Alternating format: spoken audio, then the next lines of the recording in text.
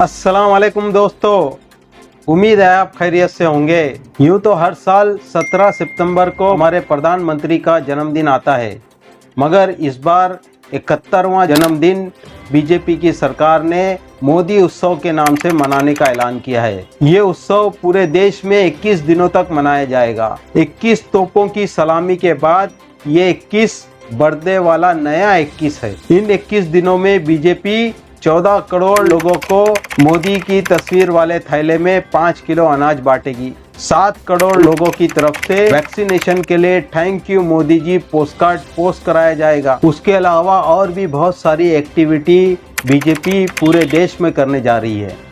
Marketing की जबान में बोला जाए तो मोदी ब्रांड को बीजेपी देश में रीलॉन्चिंग करने जा रही है।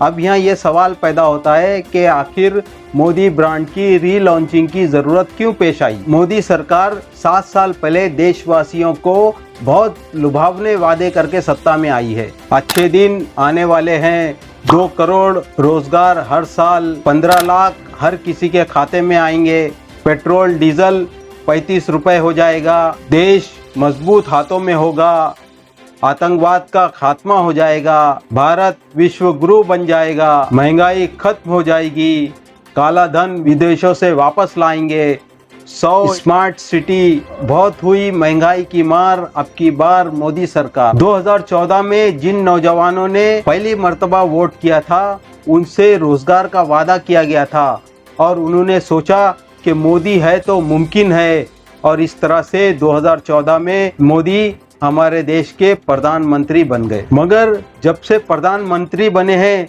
तब से ये पता चला कि वो तो मन की बात करते हैं, जन की बात करते ही नहीं। सारे वादे चुनावी जुमले निकले।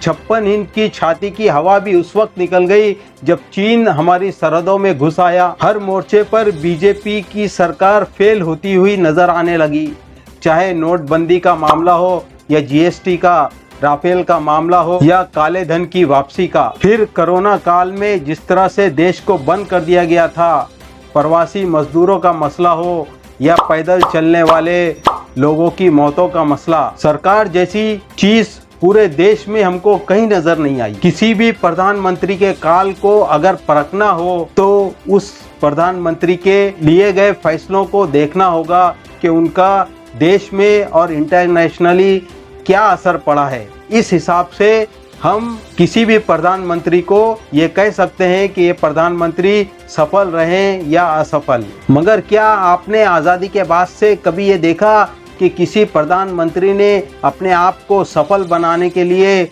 लाखों करोड़ों रुपए खर्च किए, चुनाव के वक्त अपने ही चेहरे को सामने रखा और तमाम संवैधानिक संस्थाओं का बेजा इस्तेमाल किया। मौजूदा दौर में हम और आप देख रहे हैं कि किस तरह हमारे प्रधानमंत्री अपने आप को सफल बनाने के लिए क्या कुछ कर रहे हैं। पिछले 7 सालों की अगर बात की जाए तो 234 योजनाओं का ऐलान किया गया, मगर जमीनी हकीकत यह है कि एक भी योजनाओं को पूरा नहीं किया गया, बल्कि उनके बजट में हर साल कटौती की गई। सिर्फ नमामि गंगे पर पिछले 7 सालों में 29,000 करोड़ रुपए से ज्यादा खर्च हुए, मगर गंगा आज भी वैसी है जैसे पहली थी। जो भी योजना जिन मंत्रालय के अंतर्गत आती है उन तमाम मंत्रालयों का प्रचार का खर्च अगर जोड़ दिया जाए आपस में तो वो हर मिनट 55,000 रुपए बनता है। हमारे प्रधानमंत्री के चुनाव प्रचार पर हर मिनट 4,231 रुपए खर्च हो रहे हैं। प्रधानमंत्री की सुरक्षा पर 1.25 करोड़ से ज्यादा हर दिन खर्च हो रहा है। इन सब के अलावा मीडिया के जरिए सरकार अपने प्रचार प्रसार पर पिछले 7 सालों में 7,988 करोड़ रुपए यानी हर मिनट 22,137 रुपए खर्च करती रही है।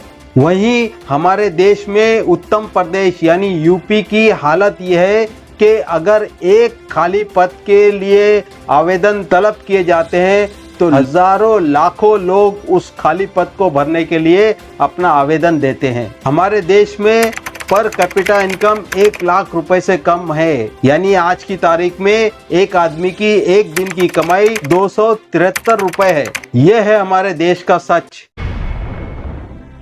जहां पर लोग हर दिन 273 रुपए कमाते हैं, उस देश का प्रधानमंत्री राजाओं जैसी शान से जिंदगी गुजारता है, 10 लाख रुपए का सूट पहनता है, विदेशों से मंगाई हुई मशरूम और काजू की रोटी खाता है, और वहीं पर हमारे देश में 80 करोड़ से ज्यादा लोग एक वक्त की रोटी के लिए जद्दोजहद करते नजर आते हैं। पिछले 7 सालों में बेरोजगारी अपनी चरम सीमा पर है। देश में बड़ी कंपनी और छोटे छोटे घरेलू उद्योग ठप पड़ गए हैं। देश की संपत्ति को हमारी सरकार अपने पूंजीपतियों दोस्तों के साथ औने पौने में बेच रही है। ऐसे में हमारे प्रधानमंत्री जो पूरी तरह से हर मामले में असफल हो गए थे, बीजेपी प्रधानमंत्री के जन्मदिन के बहाने मोदी ब्रांड को फिर से देश में रीलॉन्च करने जा रही है। इस रिपोर्ट के बारे में आप क्या सोचते हैं? क्या प्रधानमंत्री अपने कार्यों में असफल हुए हैं या सफल हुए हैं?